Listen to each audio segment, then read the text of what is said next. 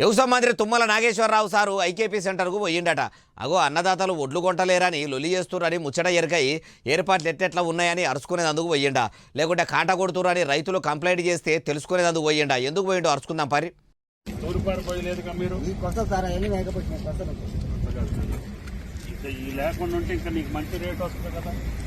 తూర్పాల పోస్తే వడ్లకు ఇంకింత మంచి రేటు వస్తుంది కదా అనబట్టి ఇంకా రైతుతో మంచిగా మాట్లాడిండు. ఈ ముచ్చట గుడి నుండి ఎకరానికి ఎన్ని బస్తాలు అవుతున్నాయి? సార్ 50 అయితే 60 అయితే 40 అయితే పంటను బట్టి యావరేజ్ 40 అయితే తగ్గట్లేదు కదా. తగ్గు సార్, భగవంతుడి దయ వల్ల పంట బాగానే పండి పంట మంచిగానే వండిది కానీ మీ షెయి సర్కారే మాట తప్పింది సారు.